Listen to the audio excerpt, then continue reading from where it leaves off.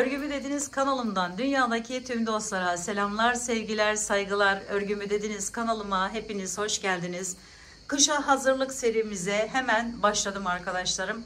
Kışın kullanabileceğiniz, yapımı çok kolay olan bu güzel hırka yapımını sizlere bu videom ile anlatmak ve paylaşmak istiyorum. Umarım sever ve beğenirsiniz arkadaşlarım. Beğeni ve yorumlarınızı videomun alt kısmında yapabilir.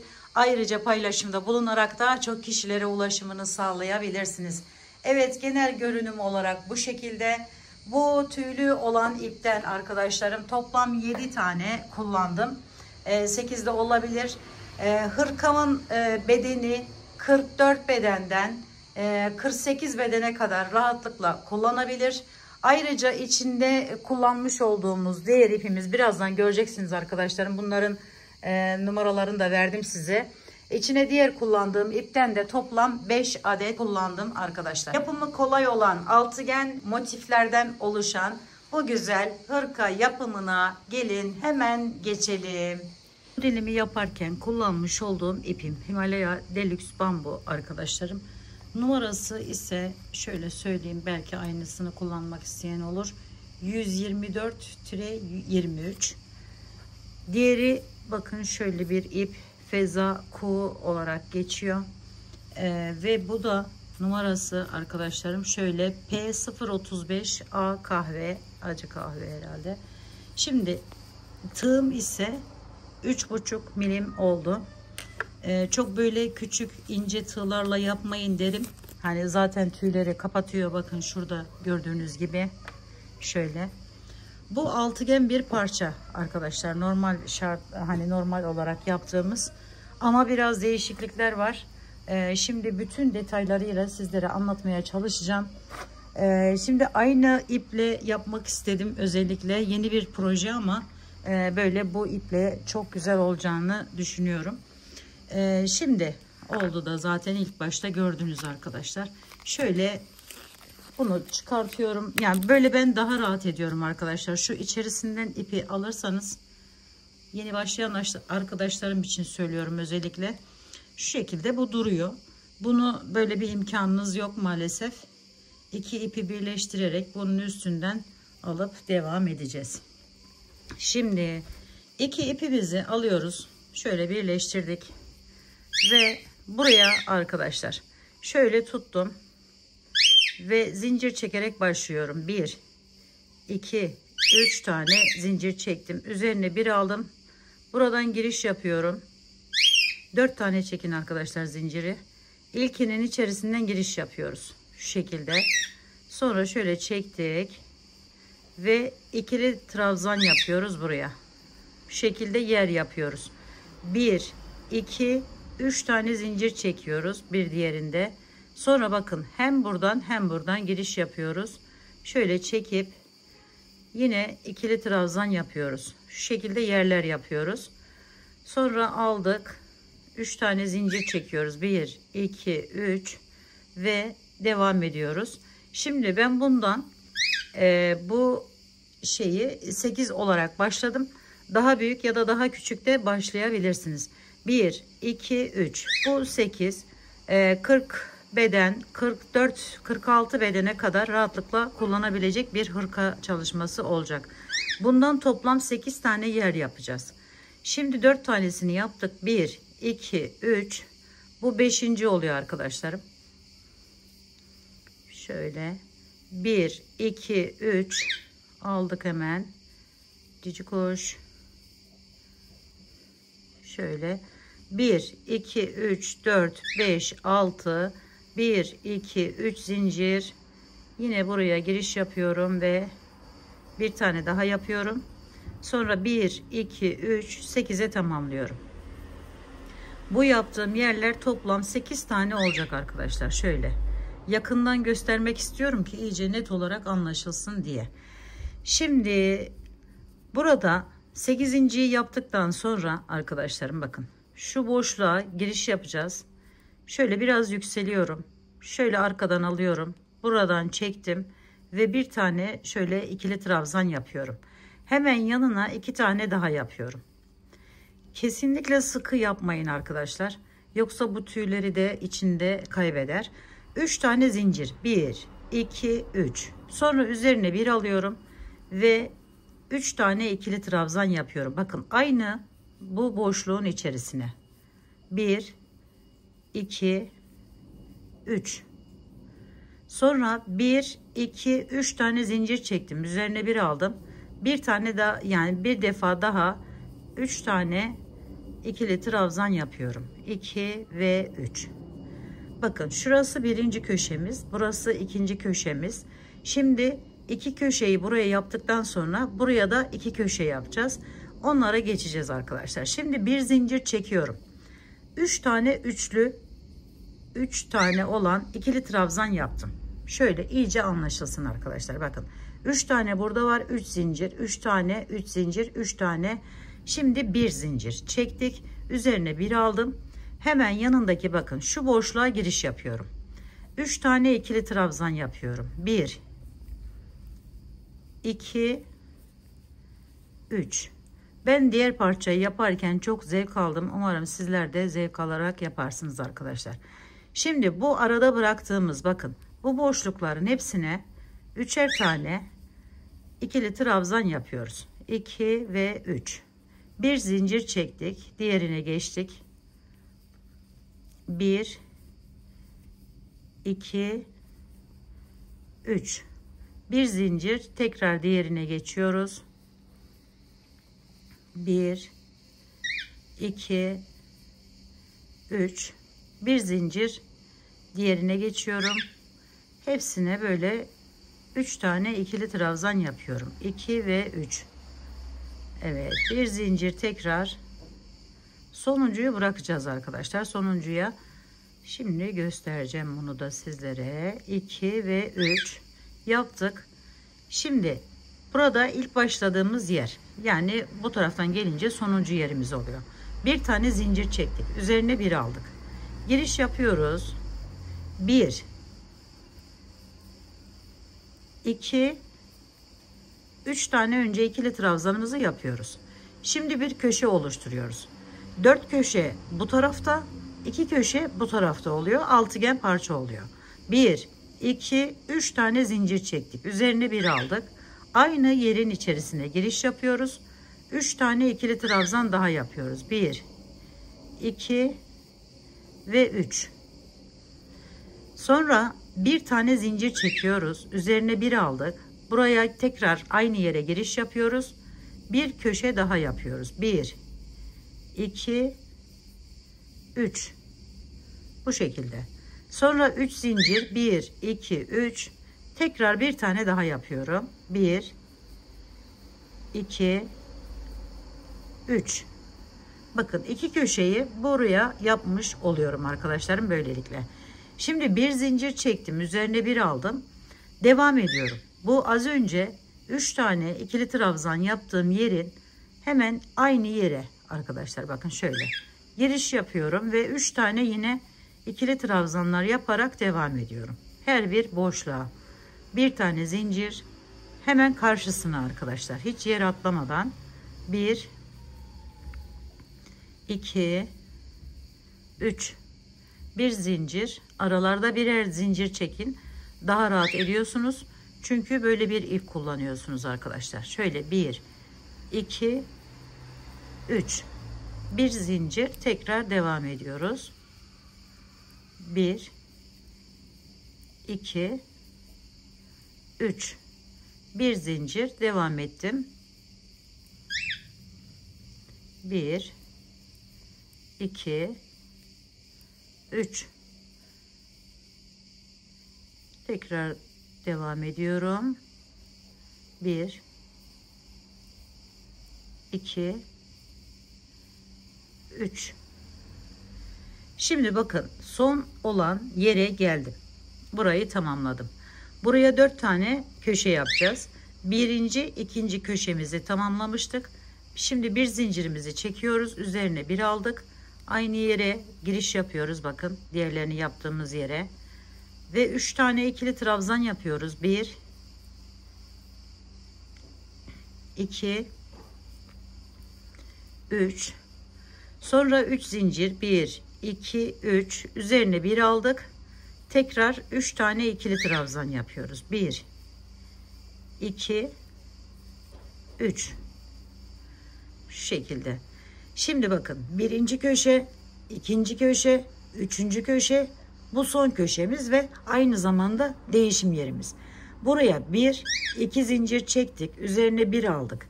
Şu ilkinin içerisinden böyle üstünden giriş yapıyoruz. Şöyle ve buraya şu şekilde çekiyoruz ipi ve buraya bir tane böyle ikili trabzan yapıyoruz. Şimdi bakın 4 köşemiz oldu. Birinci köşe, ikinci köşe, üçüncü köşe, dördüncü köşe. Bir tarafta arayı düz geçtik ve buraya da 2 tane bu şekilde köşemizi yaptık. Şimdi devam edelim arkadaşlarım. Yine yükseliyorum. Bu şekilde alıyorum ve buraya bir tane ikili trabzan yapıyorum. Aynı boşluğun içerisine 2 tane daha ikili trabzan yapıyorum. 1, 2. Araya bir tane zincir çekiyorum. Bir aldım üzerine. Bakın şu köşeye geçiyorum. Arada bunu atlıyoruz ve bu köşeye geçiyoruz. Şimdi 3 tane yine ikili trabzan yapıyoruz. 1, 2, 3. 3 tane zincir çekiyoruz. Üzerine bir alıp tekrar 3 tane ikili trabzan yapıyoruz. 1, 2, 3. Bir zincir çektik, tekrar üzerine bir aldık. Diğer köşemize geçiyoruz. Aynı şekilde oraya 3 tane ikili trabzan yapıyoruz önce. 2, 3. Sonra 1, 2, 3 zincir çektik. Tekrar içerisinden giriş yapıp 3 tane daha ikili trabzan yapıyoruz. 1, 2, 3. Şimdi bakın. Şu hemen bu köşemizin yanındaki bir tane zincir çekelim. Şu boşluktan giriş yapıyoruz. Aralardan giriş yaparak 3'er tane yine ikili trabzan yapıp devam ediyoruz. 2, 3. Bir zincir devam edelim. Bakın hemen yanındaki yer. Şöyle 1, 2, 3. Bu şekilde devam edelim.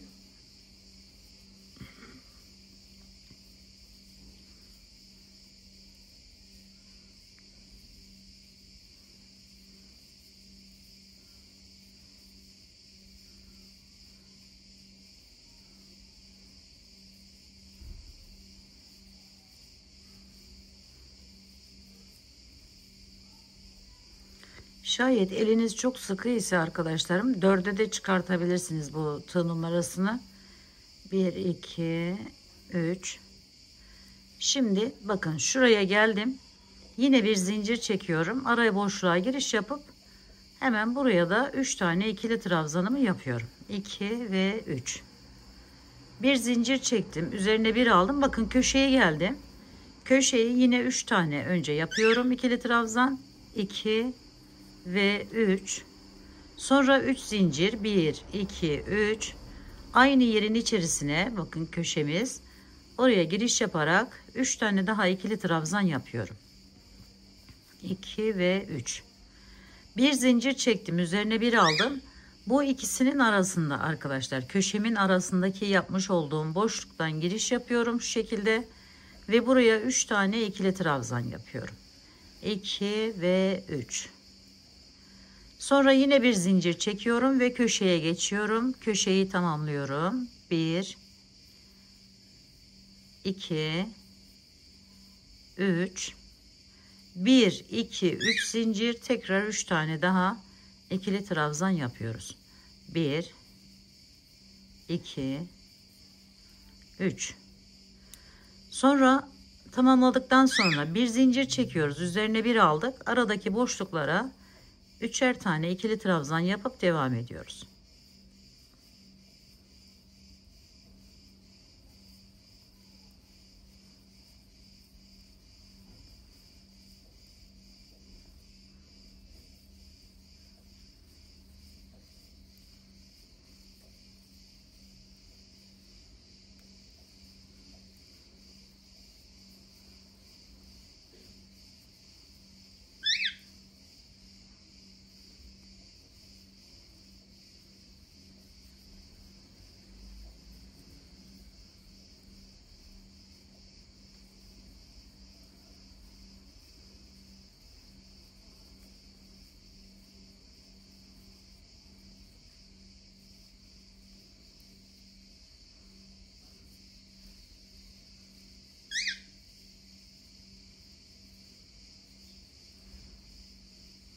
köşeye geldik bakın. Bu köşeye yine 3 tane önce ikili trabzanımızı yapıyoruz. Sonra 3 zincir. Tekrar 3 tane ikili trabzan yapıyoruz. 1 2 3, bir zincir çekiyoruz. Üzerine bir aldık. Bakın şu yarım olan yerimde, köşemde, orayı tamamlıyorum. 1 2 3. Şimdi 2 zincir. Üzerine bir aldım. Buradan girişimi yapıyorum. Hemen üstünden şöyle çektim ve bir tane ikili trabzan yapıyorum. Bakın arkadaşlarım, birinci köşe, ikinci köşe, üçüncü köşe, dördüncü köşe. Şimdi devam ediyoruz arkadaşlar. Aynı şekilde şöyle hemen alıp bu sırayı da birlikte yapalım. 3 tane yaptım. Bir tane zincir çekiyorum. Üzerine bir alıyorum. Bakın iki köşemin arasındaki oluşan boşluğa bir tane, 3 tane ikili trabzan yapıyorum. 2 3. Evet. Sonra bir zincir çektim. Üzerine bir aldım. Hemen buradan giriş yapıyorum. Ve buraya da yine köşemi normal olarak yapıyorum. 1 2 3 zincir, tekrar devam edelim.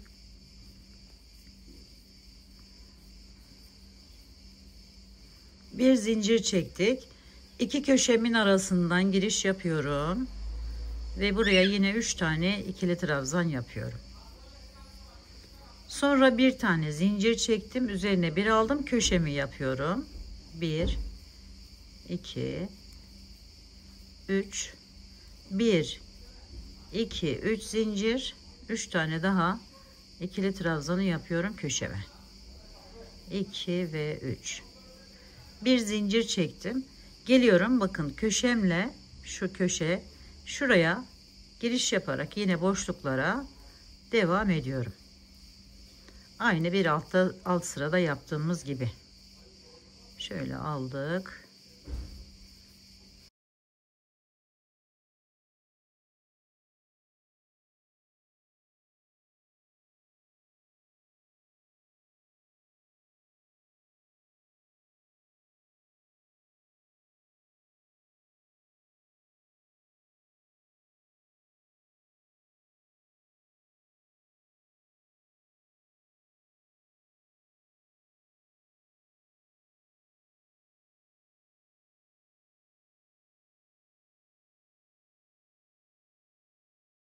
Evet, devam edelim şimdi.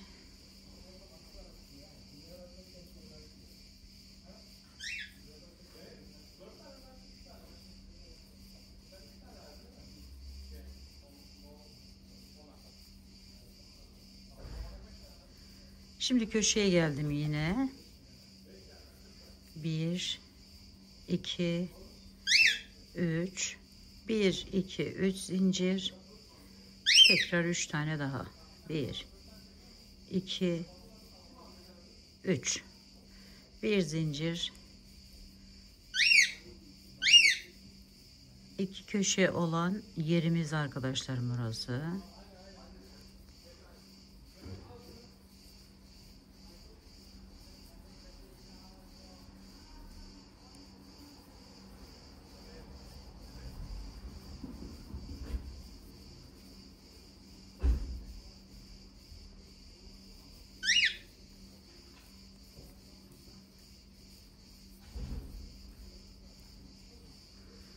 Evet, şimdi düz olan yerine geçiyoruz. Şöyle bakın.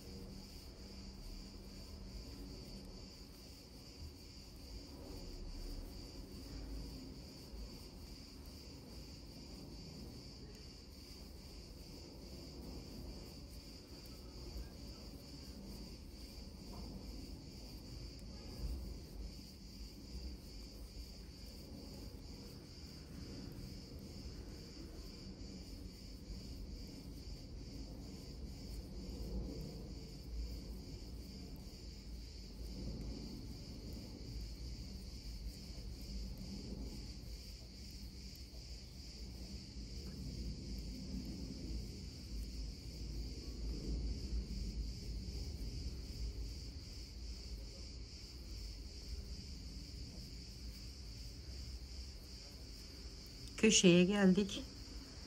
3 zincirimizi çektik. Devam ediyoruz. Bir zincir çektik. Aradaki yerimize 3 tane ikili trabzanımızı yapıyoruz.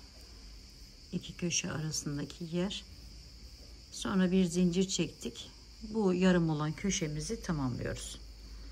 1 2 3 1 2 zincir, üzerine bir aldık ve buradan bağlıyoruz şöyle.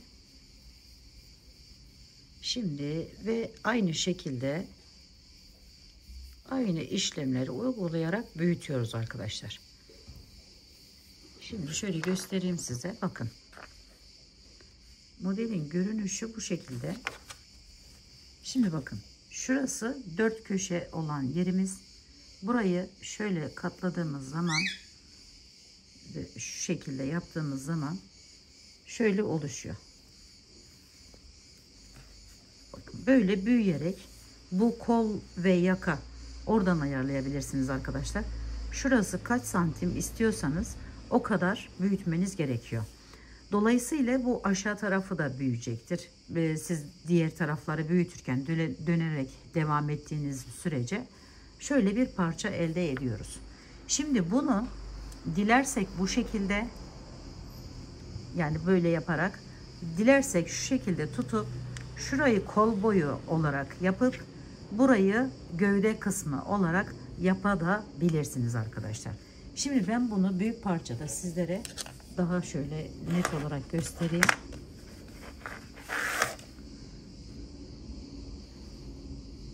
Bakın şu şekilde.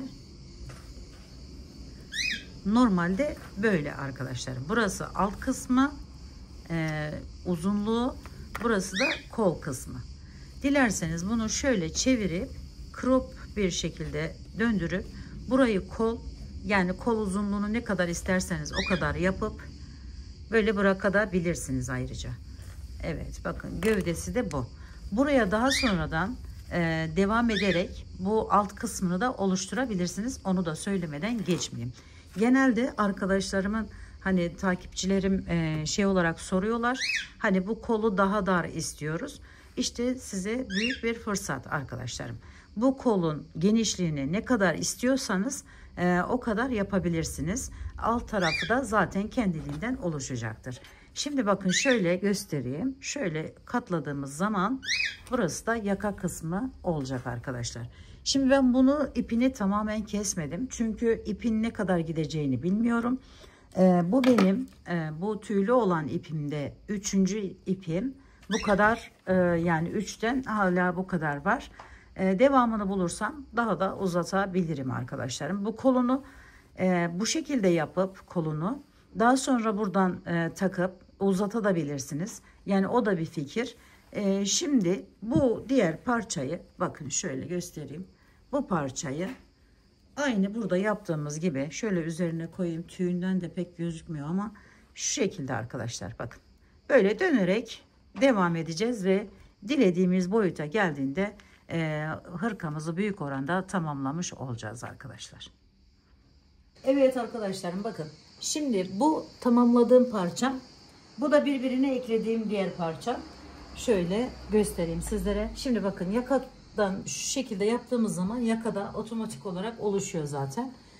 Uzun tarafını ben gövde kısmına kullandım. Yani uzunluğunu bu kadar istedim. Bu kol boyu da benim için yeterli. Şimdi kolunu bakın şöyle şuralarda kalıyor. Buralarda kalıyor. Bunu ek yaptım arkadaşlar. Diğer parçayı birleştirmeden tutun bu kol şeyine varana kadar şimdi sizlere daha detaylı anlatacağım. Şimdi bu bitmiş parçamızı şöyle kenara alalım. Şimdi bakın şu arkadaşlar.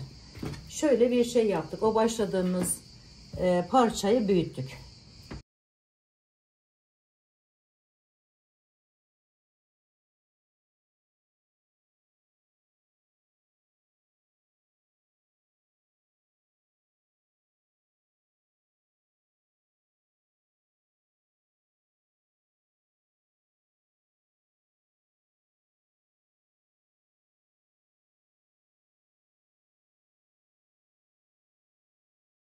Evet, şimdi parçamızı buna göre tamamladık. Şimdi katlamasını göstereceğim arkadaşlar size. Bakın şunu alıyorum, şuradan tutuyorum.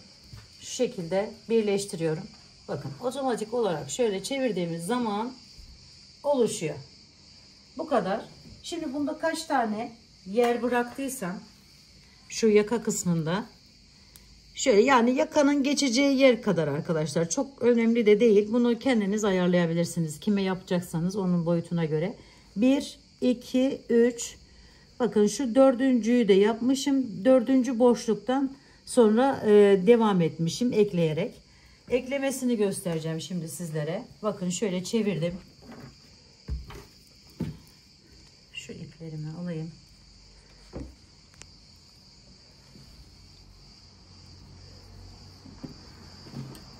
Şöyle şuradan sayıyorum.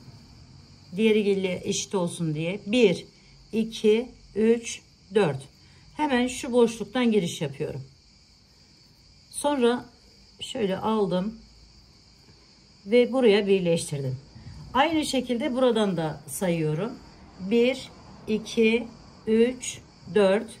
Hemen yanındaki 4'ün boşluktan giriş yapıp şu şekilde yaparak ekliyorum. Sonra 1, 2, 3 tane zincir çekiyorum. Biraz geniş geniş hani çekin, sıkmayın. Eğer eliniz sıkıysa 5'e de çıkartabilirsiniz. Buradan aldım, birleştirdim. Karşısına gelen yerden giriş yapıyorum. Yine kaydırarak birleştiriyorum. 1, 2, 3. Şöyle geldim buraya. Şöyle kaydırdım.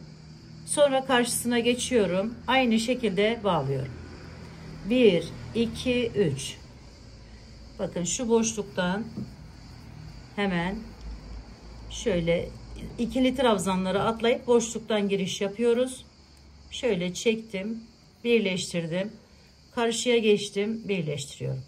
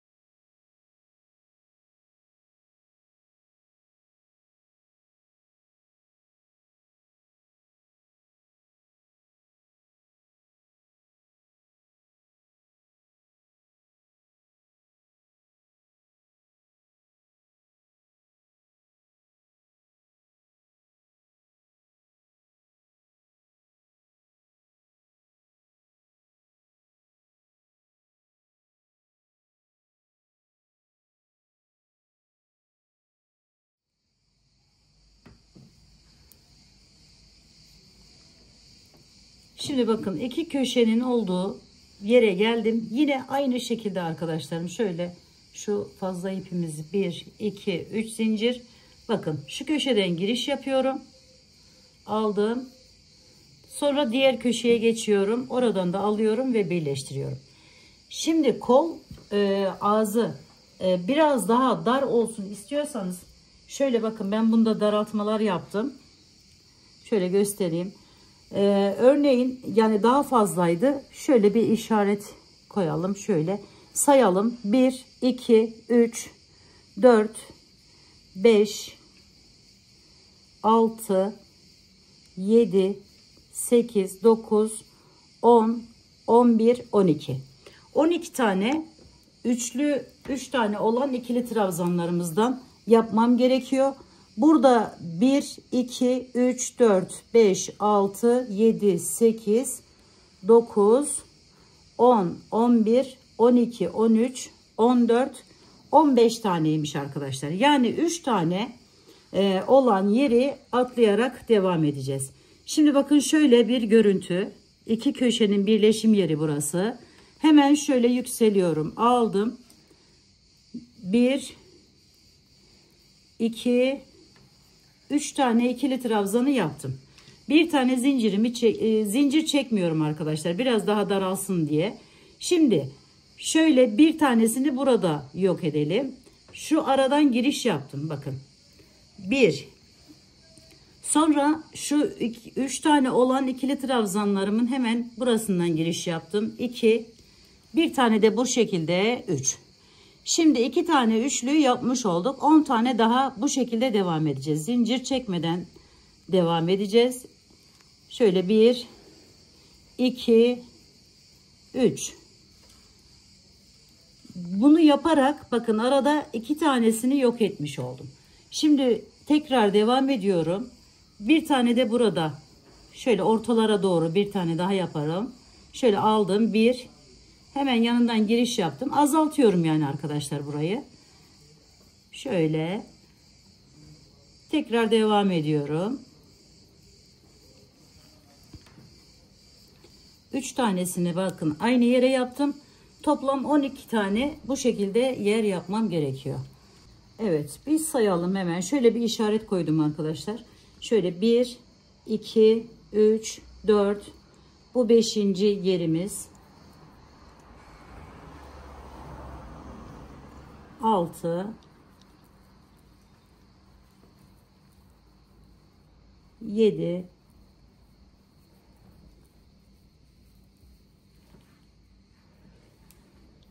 Şimdi bir tane azaltalım. 1 buradan, bir ikili trabzanlarımın arasından, bir de buradan. 8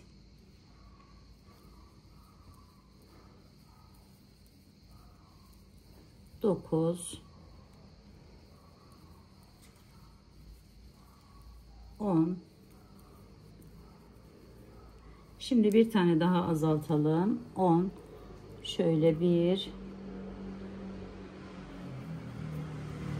2 3 11 oldu. Zincir çekmeden. Bakın son yere şu şekilde giriş yapıyorum. 1 2 3, diğeri gibi toplam 12 tane yer yapmış oldum. Bakın buraya geldim. Şimdi ilk yerim burası. Buraya üzerine bir aldım. Hemen buradan giriş yapıyorum ve birlikte çekiyorum arkadaşlar. İkili trabzan yapmıyorum çünkü arada zincir çekmeyeceğim. Şu şekilde oldu, bakın daraldı. Şimdi bunu dilediğiniz boyuta gelene kadar, kol boyu ne uzunlukta istiyorsanız o kadar aynı işlemi yaparak devam ediyoruz. Bakın şöyle şu şekilde devam ediyoruz. Yuvarlak zaten, dönerek tamamlıyoruz. Diğerinin boyutuna geldiğinde artık ortadan birleştirme işlemine geçeceğiz arkadaşlar. Şöyle aldık.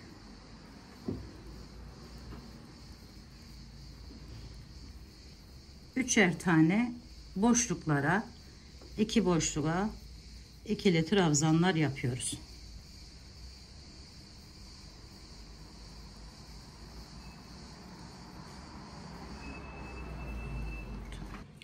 Evet arkadaşlarım, bakın iki parçanın da kollarını da tamamladım, şöyle diğerini de.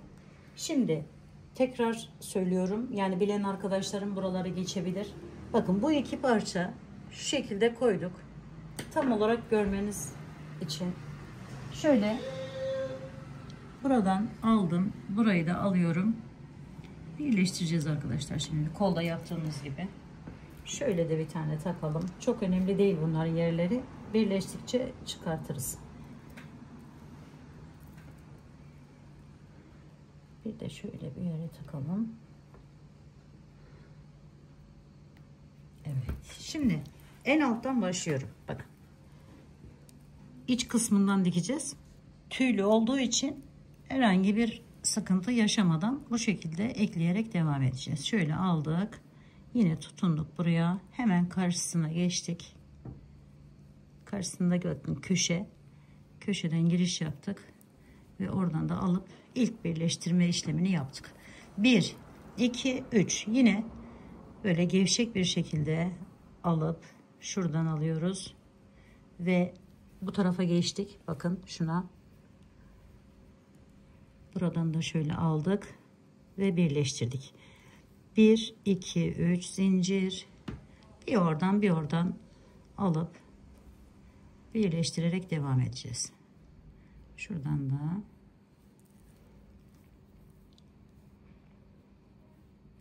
şu üçlüleri atlıyoruz. Deliklerden giriş yapıp alıyoruz arkadaşlar.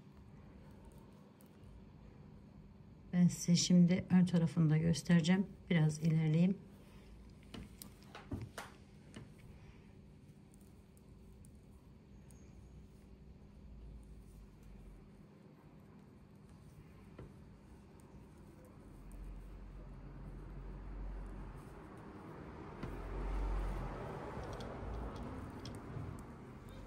Bakın arkadaşlar.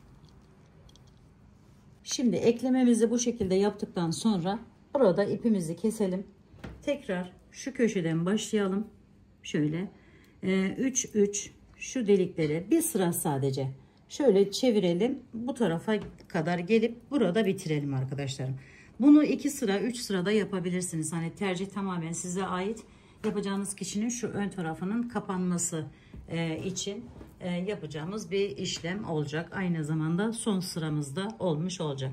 Dediğim gibi 2 sıra 3 sıra çevirebilirsiniz bu dediğim şekilde arkadaşlar.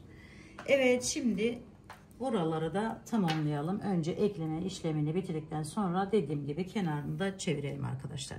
Evet arkadaşlarım, bakın şöyle kenarlarını da şu şekilde bir sıra şeklinde yaptım. Bütün kenarlarına uyguladım. Koluna da uyguladım arkadaşlar aynı işlemi. Ve böyle bir güzellik ortaya çıktı. Şurada bir bağcık. İsterseniz buraya düğme de yapabilirsiniz. Tercih tamamen size ait. Tamamen açıkta kalabilir. Arka görüntüsü de bu şekle geldi arkadaşlarım. Umarım sevmiş ve beğenmişsinizdir. Yapacak olan arkadaşlarıma şimdiden kolaylıklar diliyorum. Örgümü dediniz kanalıma abone olmayı, beğenmeyi, yorum yapmayı, paylaşımda bulunmayı unutmazsanız çok mutlu olurum. Bir dahaki en farklı, en değişik örgü model, teknik ve tasarımlarında görüşmek üzere. Hoşça kalın, sağlıkla kalın, Allah'a emanet olun.